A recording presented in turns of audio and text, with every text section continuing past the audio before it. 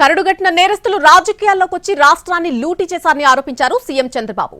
లూటీ చేసిన డబ్బుతో వ్యవస్థల్ని మేనేజ్ చేసేందుకు ప్రయత్నిస్తున్నారని అన్నారు. అందుకే 200, 500 రూపాయల నోట్లు రద్దు చేసి డిజిటల్ లావాదేవీలను ప్రోత్సహించాలని బ్యాంకర్ల సమావేశంలో చెప్పానని అన్నారు. తమ ప్రభుత్వం పారదర్శకంగా పనిచేస్తుందని, రాజకీయ బెదిరింపులకు భయపడేది లేదని అన్నారు.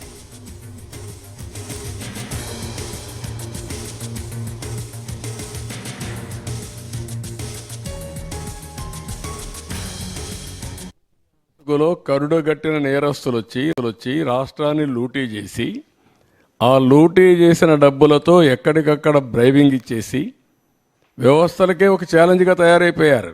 అదొక సమస్య ఉంది నాకు. ఇక్కడ మీరు గుర్తుపెట్టుకోవాలి, వ్యవస్థలో 5 ఏళ్లు సంపాదించిన డబ్బులు ఉంది, ఏ వ్యవస్థనైనా కొనే శక్తి ఉంది, ఆ వ్యవస్థను కొనే పరిస్థితికి వస్తారు. అందుకే మార్నింగ్ కూడా బ్యాంకర్స్ అని చెప్పాను, 200, 500 రూపాయలు రద్దు చేయండి, క్యాష్లెస్ విలేజెస్ ఉండేట్టుగా ఎక్కడ చూసినా డిజిటల్ కరెన్సీ ప్రమోట్ చేయండి మీరు అని చెప్పాం. ఇవన్నీ ఉంటాయి. ఎవరు ఎన్ని అరిచినా, ఎన్ని బెదిరింపులు చేసినా ఐఎమ్ వెరీ క్లియర్, ఎవ్వరు కూడా నేరస్తులు తప్పించుకోలేరు, అవినీతి పరులు తప్పించుకోలేరు. ఫర్మ్గా ఉంటుంది గవర్నమెంట్, ఎవ్వరికి భయపడదు, సిస్టమేటిక్గా ఉంటాం. ఎవరు తప్పు చేసినా, ఎవరు రాజకీయ ముసుగులో బెదిరించాలన్నా ఆ బెదిరింపులకు ప్రభుత్వం భయపడదు. ఏపీలో పవర్ కట్స్ అనేవి ఉండకూడదని అన్నారు సీఎం చంద్రబాబు నాయుడు. ఎక్కడైనా అధికారులు అలసత్వం ప్రదర్శిస్తే కఠిన చర్యలు తీసుకుంటామని చెప్పారు. కరెంటు కోతలు అనేది రాకూడదు, లో వోల్టేజ్ ఉండకూడదు, కరెంటు క్వాలిటీ ఇవ్వాలి.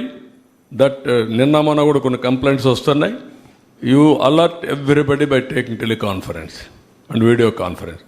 నాట్ ఎవన్ సింగిల్ కంప్లైంట్ రావడానికి వీల్లేదు. కరెంటు కోతలు అనేది రాకూడదు, లో వోల్టేజ్ ఉండకూడదు, కరెంటు క్వాలిటీ ఇవ్వాలి. దట్ నిన్న మొన్న కూడా కొన్ని కంప్లైంట్స్ వస్తున్నాయి. You alert everybody by taking teleconference and video conference.